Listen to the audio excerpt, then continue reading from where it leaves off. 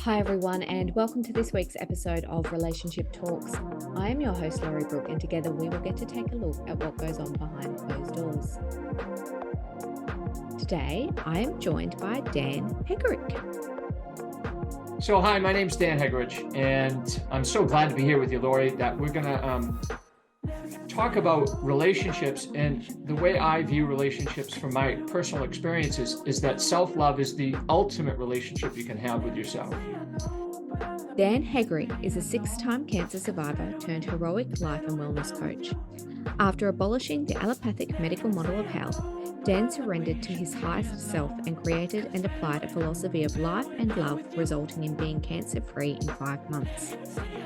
Along the way, Dan has learned from many masters in various natural healing modalities such as medical Qigong, conscious breathwork, functional blood lab, hair tissue mineral analysis, corrective holistic exercise kinesiology, bringing together the principles to a great relationship, that of one with your soul. Dan is an expert in natural health and conscious healing, working one-on-one with those suffering from a loss of connection to their inner knowing. Thank you so much for joining me on another episode of Relationship Talks. And I am here, as you would have heard in the introduction, with Dan. Thank you so much for joining me, Dan. Yeah, I'm so glad you're bringing me back to Australia with your accent. I certainly am. And you're making me wish I was over in the States. So tell me, you have come on this journey, and your message now is that we have to have a relationship and have some deep self-love within ourselves. What is your story? So the idea was when I was going through terminal cancer, I had a terminal cancer, and I was married. And at one point that marriage was collapsing shockingly, like really quick, where I found out my wife was having an affair with another man. And I had been 2 years in remission. And so that set into motion a lot of my own unresolved issues around relationships. And I began to suffer. And that suffering was like jealousy, anger, confusion, betrayal, abandonment. There was a lot of things that were going on inside of me. And then I sat with it and I said to myself, I said, why am I suffering for her choice? We all have the right to change our minds at any time. So if I take that away from someone, then I'm taking it away from myself. Number one. Number two, in that question, I asked myself, why am I suffering for her choices? Was because I had placed my happiness into the people, places, and things of this world. And that meant the relationship was built on this idea that she brought me happiness. She was my happiness. And secondly, that also meant I was sitting with the unhappiness that was unresolved inside of me. And that meant I was subconsciously, not knowingly, not intently, projecting my unhappiness onto her, as that was her responsibility too. And that's not a good relationship to be in. Yeah. That takes a lot of insight to get there, though.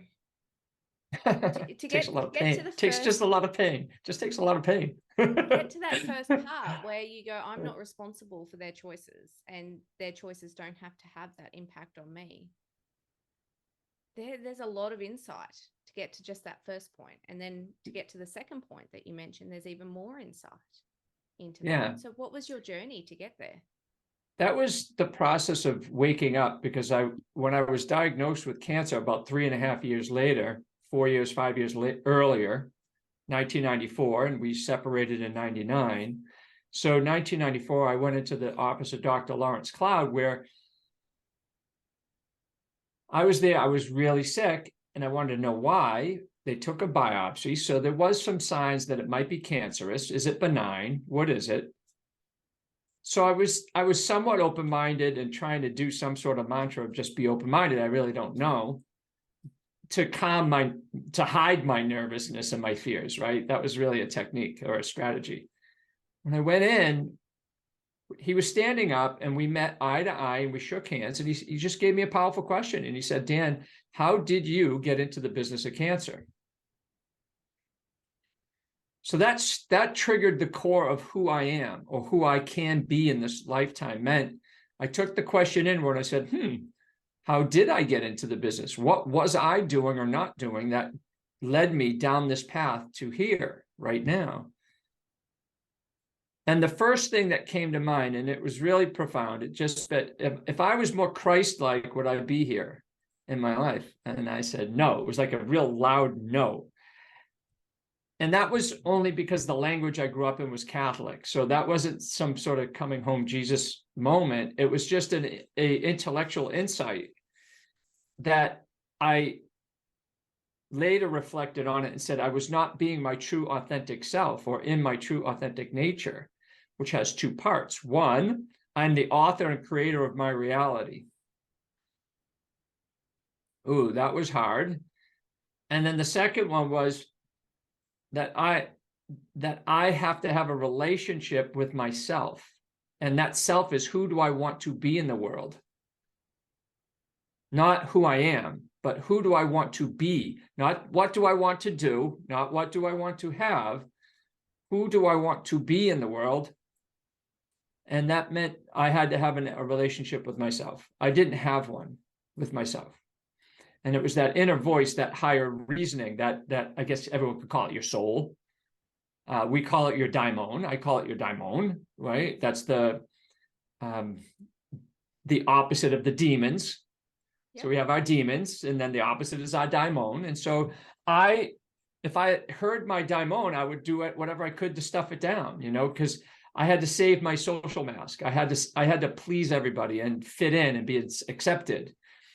And I thought that the only way I could be accepted is what I have to give, not for who I am or who I'm becoming.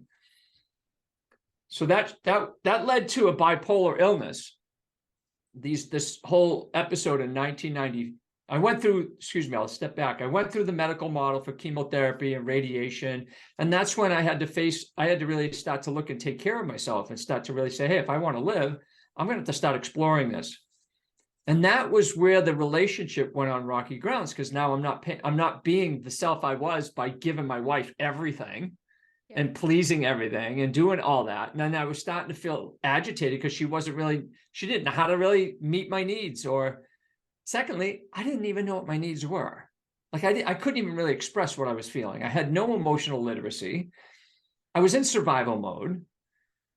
And in this big conflict internally between living and dying, essentially. What do I need to do to live? And, the potential of dying is there. And I'm certain she had her own worldview of what was going on inside of her that she was not able to address in the relationship. So it was naturally coming to its own place where she found her needs met outside of the relationship at some point in 1999. And I found out basically because I could see the signs, and I became a detective, and I found out, and I confronted her in the angry, unbalanced human state of mind. And that's when I felt that's not who I heard my voice. That's not who you want to be. That's not who you are. You don't want to be this way. You don't want to be vindictive or resentful or a victim of these circumstances. I'm not a victim of cancer. I was already learning that. So in the relationship part, I was like, oh boy, okay, I don't want to be a victim in this relationship. I'm a victim of my own relationship with myself, or with the creator, or the something else that's beyond our own human egoic limitations. So I was really catapulted right from the get-go, from the cancer diagnosis, into a spiritual awakening to have a relationship with that inner voice that said, hey, if I was being more Christ-like, would I be here? No. And that is what I mean by self-love, is can you love the self, one, that you want to become? And two, can you love the self that's whispering in your ear quite low, do this, don't do that? How has that journey been for you, Dan? Has it been a difficult journey to grow in that self-love? Oh my God. It's really different. It was, yeah. I had to do a lot of work on inner child work, childhood neglect. It all comes down to mother, father initially. So initially, mother and father represents our masculine and feminine energies. And those both have to come together within you as a stepping stone to union with God, as the ultimate purpose in life. And to do that now, not to leave the planet to do it, but to do it now and live in union with that, to be more Christ-like, be more Buddha-like, be more Gandhi-like, be more whatever, whoever your avatar is. And to be like that more. And so that was the process of me going, oh, that has to happen. That merge has to come together. And I had those experiences where I had that merge, but it was just a state experience, and it didn't really hold as a trait because my body mind was not able to hold it as a trait, but it was able to open up and experience it. So it keeps me as my true north. Yeah. And so now you come back to it and it's really just nutrition and movement. Go on with that a little bit further. Yeah. So in our human experience, it's very easy. It's just your nutrition and movement. The feminine is nourishment. So are you nourished? Movement is the masculine. The sperm travels to the egg and the egg says, I'll nourish you. I'll nourish I'll choose you by nourishing the egg to open up. So we need nourishment. So I knew that I was malnourished on the soul level, on the personality level, and on the physical level. So this was a whole revamping of what I say as I was in life bankruptcy, loss of health, loss of my own identity in the world, and loss of love or intimacy, and even the desire for intimacy at that point. It all turned into, I need to learn how to self-love myself back to well-being. What does that mean? I don't have a family. My parents did not show me the way. That's just right. So they did not demonstrate what that would look like. My mom died at 60. My dad died at 67. Both of them had their challenges, where my mom died of breast cancer. My dad died of a heart attack. Of course, that's what they say. But I say they really died of lack of self-love and understanding the importance and necessity of that self-love and cultivating that for themselves. And then demonstrating that to others. What does that look like?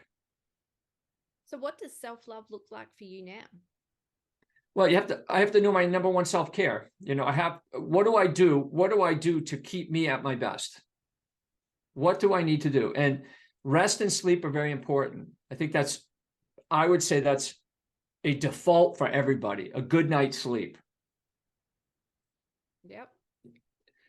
If you could wake up fresh in the morning, life is different. It is, because when you've had a bad night's sleep, when you wake up, you know what life looks like that day. Exactly. And I think our culture at large, the Western world, is produce. And it's a coat of armor who can go without sleep. And so the hero's journey is to actually help us shed some of that programming of this way of life, and to get on the heroic path to go sort of against all that and turn off the lights and get to bed early. We all know the saying though, don't we? Early to bed, early to rise makes a man healthy, wealthy, and wise. So think about that. That's body, mind, and spirit. Healthy in the body, wise in the mind, right? And loving. So it's something to be said about that circadian health, to be nourished in the rhythms of nature. So one of the things I know is default is getting a good night's sleep. If I don't have a good night's sleep, the second self-care that I need to do is movement. Okay. Which is my body, masculine energy that you were talking about. Well, each one, there is yin and yang in both those sides. Okay. So in the movement, there's energy going in and energy going out. Energy going out would truly be masculine. Energy going in would be more yin. Okay. Right. So in the morning, I want the masculine energy in some ways because I want to be stimulated. Right. I want to get going. So one of the movements I do is a very cold shower every morning. So there's no way that you're not going to be awake and alive after a 4 or 5 minute cold shower. Yep. So, Especially in the winter. Yep. and so, yeah, it's pretty cool. And so that is a real important feature or part of my self-care protocol, so I can be at my best to show up, because every time I wake up, I'm in relationship with life. Now, if I'm in relationship with life, life is always going to throw us curveballs. And so you want to train your relationship with life more so that life becomes easier. Well, the curveballs are not as difficult to deal with, right? Right. So the good night's sleep, have a morning protocol that gets people into their best self version. So that's what we came back to, is who are you at your best? Who am I at my best? I didn't know. I still have trouble with that sometimes. Like, what am I doing when I am at my best? Right. That's opening up a relationship. And, you know, just like any relationship, it's going to take, you have to spend time in a relationship. Yeah. You have to spend time with yourself in order to have a relationship with yourself. But we're too busy avoiding ourselves, and we give ourselves to others. But what are we really giving?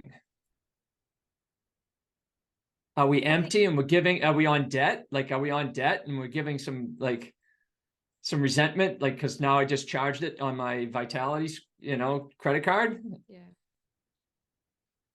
Yeah. I think that one thing that came up for me as you were saying that, though, is that when you've got that time and you're creating that relationship, it's equally important to be inquisitive and to ask yourself questions in terms of who am I, not what am I? And Well, there's two things. You can say, what am I in spirit? Who am I in personality and character? And what are the roles that I'm playing? So if you could bring what you are in spirit into your and animate it through your personality, and have that animation in all the roles you play, that's the objective in my life, is to bring spirit through into all the roles you're playing. that's powerful. That's what Gandhi did at his height. That's what Nelson Mandela did. That's what the people with soul force, those are the people that are trying to bring what they are in spirit, their union with their creator, their union with their goodness, their good soul, the good aspect of their soul. Their daimon is much stronger than the demons. And if they have demons, they go and self-reflect on that, and they make sure that they get stronger in the relationship with their good soul, so that Glinda the Good Witch would say, you have no power here. Right? So that's the self-reflection, that's the self-love, is you have to have a relationship and spend time with that. Now, in the beginning, you might need more frequent dates, and it might be a date, and it might be arguments, and there might be a little bit of cat and dog. It might go that way. And then if you go into some more intense healing and some more community of support, then you're going to start to actually romance that part of yourself. And then you could start the process of coming into holy matrimony with it. So is this the work that you're doing now in helping people create this relationship for themselves? Yes, I'm a heroic life and wellness coach. Okay, and I say that because you're either on the hedonic path more than the heroic path. So the hedonic path means I'm chasing pleasure and I'm avoiding pain. Mm-hmm. And neither of them work out unless you can keep up the pleasure faster than the pain. But oftentimes people that run that the rest of their life, they feel empty at the end of their life. We've heard plenty of stories, and we've seen the road that takes. But the heroic path is to live more nobly with virtue. And what does virtue mean? Virtue means that you're going to cultivate within yourself the good soul. And that means you're going to access things like wisdom. You're going to access self-mastery, or having self-discipline to do the things that you need to do to become who you want to be in the world.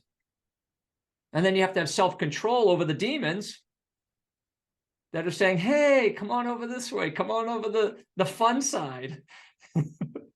Right? And a lot of people say that self-discipline is freedom, a form of freedom.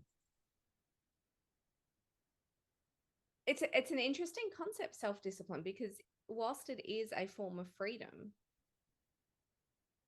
before you have the self-discipline, you see it as a form of punishment. Well, we've been trained to think of it as that. We think the discipline, because we think it's doing something that we don't want to do. But if you have a vision for who you want to be in the world, it becomes easier to do the hard things. If you picture anybody that you appreciate for their excellence in their craft, you know that you're appreciating their discipline to that craft. Yeah. Right? Whatever it is. So that means you're looking to cultivate that internally, but you can't. So you actually project it onto them and you say, oh, well, they can do it. I can't. That's a bad relationship with yourself. That's a pure sign that you don't have a good relationship with yourself.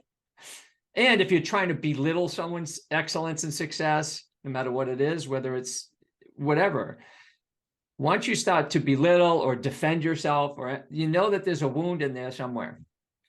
Yep. That's unresolved, and we need to come up out of that, because once you start to know that you're coming into union with your own true nature, you're celebrating everybody, irregardless of what you think of their craft.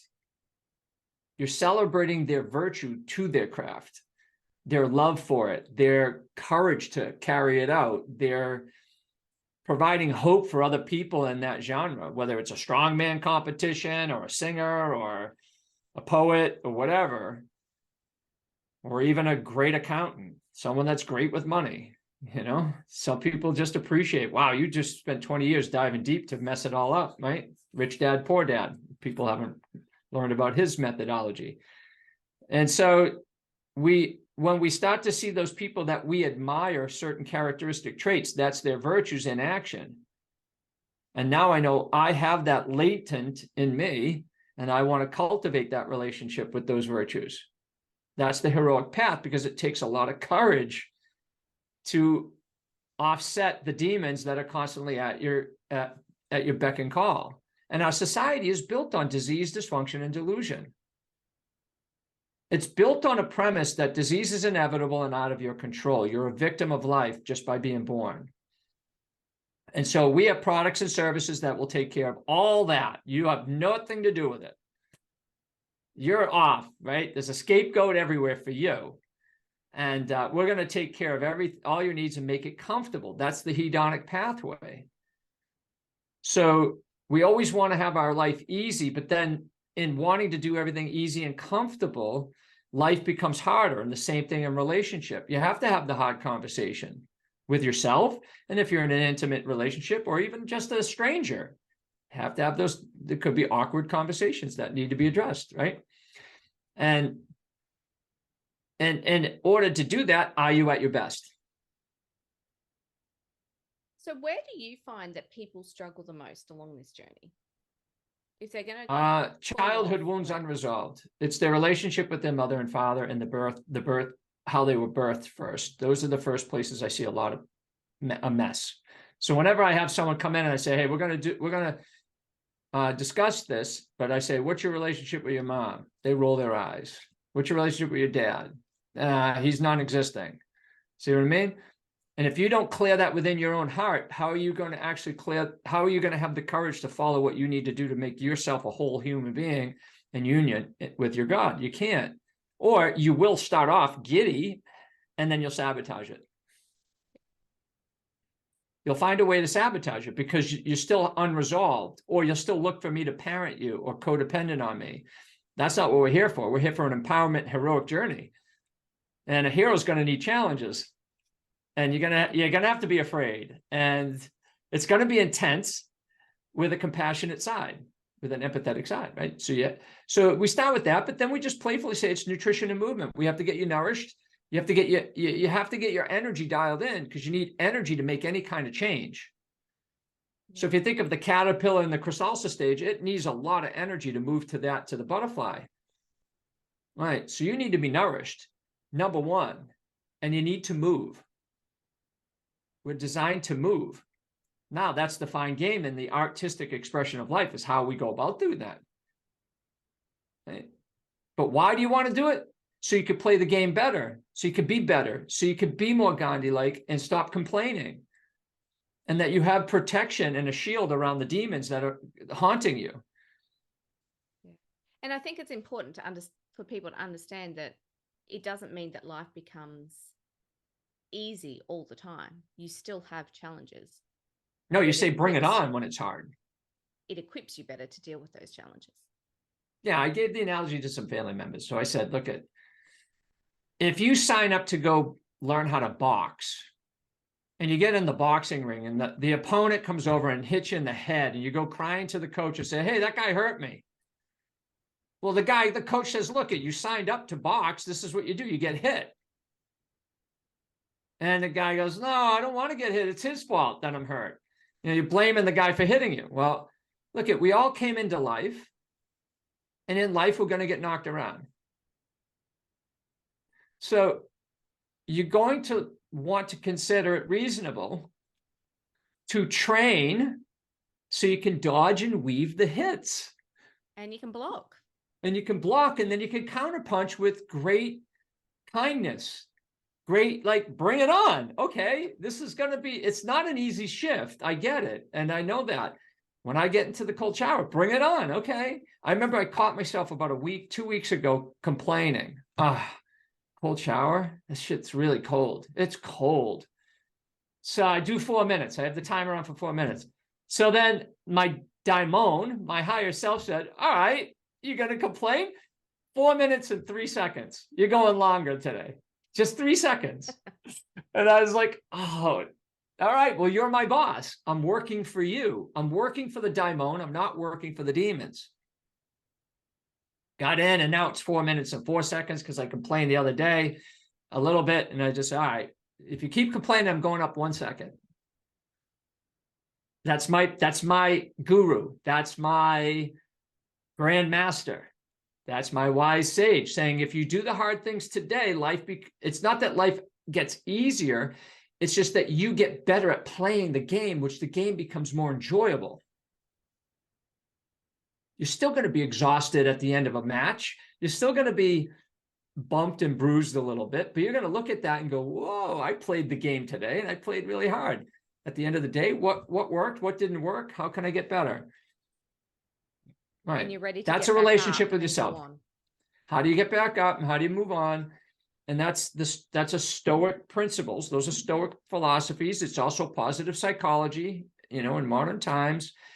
And it's also yogic. It's grandmasters. It's, Shaolin monks. This is how they can manage immense capacity in their human potential. And so we're all being limited by the hedonic pathway, because the hedonic pathway is disempowering, and it takes your power away, and you don't know how good you can be. You don't know how great your relationship with yourself can be. And then, in my case, being single/divorced, I'm on my path to provide my whole self to my work. And then along the way, if someone comes along the way, awesome. If no one does, I'm still in love with myself. So this is the difference between being love in life and the need to be loved, which a lot of relationships get trapped in. I need to be loved. That's the sign that you're already building on a fearful relationship, and a very codependent and a very demanding one that no one can actually ever satisfy. Yeah. So that's why it's super important that you have some reasonable relationship with yourself in a direction that you want to head, then meet someone in the same highway, go in the same direction. Now we know that life isn't a lone job. You're alone in your own world, but we don't have to go alone. Yeah. So if there are people who want to actually do this work and want to take that leap of faith, because it is a leap of faith to start off with for people to face that fear, how can they get in contact with you, Dan? The best way is email. Dan Hegerich at yahoo.com, Dan, Hegerich.com. And they can check out my website just for an overview of information. It's not that polished. It's more of an informal and informational. And I hope this year there'll be more of a breakout for me because I feel really good. It's taken me 2 decades to repair and rejuvenate a body and build it. Well, I literally had to build a body. Big journey for you. You were telling me at the start, because I don't think we covered this at the start, is that you are a cancer survivor, a terminal cancer survivor. Yeah, I had it 6 times in a 6-year period. Yeah, and I was in psychiatric ward because I was going to kill myself, and I couldn't handle the pain of wanting to live, and the demons wanted to take me. And that polarity was so grand that I didn't have any life skills at that time. No grand life skills for that kind of, I got in the ring with Mike Tyson and I didn't have the skills to fight him. So I was like, I'm just going to take a gun out and kill him. It's like, it doesn't work. But anyway, the gun club showed me that in that attempt, it showed me that all I needed to do was self-love, the self that I want to become, that I am, underneath the bullshit, right? Underneath the unresolved stuff, because guns don't kill people. People suffering kills people. Their unresolved suffering kills people. And suffering is not just psychological, but it plays a role. It's also nourishment and movement. They're not nourished. Yeah. Thank you so much for joining me today. Yeah, you're welcome. Absolutely. And I hope we covered something in relationship, because I think this is the most important relationship we could do for the world and ourselves. And absolutely, because when you have a fulfilling relationship with yourself, then you can create fulfilling relationships with other people. You got something of purpose and meaning rather than of pleasure, or I'm going to make you happy, and if you're unhappy, I'll make you happy. It's sort of that ping pong game that it's exhausting. It doesn't work. Yeah. Not for me anyway. No, completely agree. Thank you so much, Dan. It's been a pleasure. All right. Take care. Bye. And thank you so much for listening to this week's episode of Relationship Talks. If you can, I would love for you to jump on and leave a review. And whilst you are at it, don't forget to like and subscribe to our YouTube channel. Please join me again next week when we get to take a look behind closed doors at someone else's relationship. But until then, I am your host, Laurie Brooke, and remember, the choice is yours, so make today and the week the very best it can be.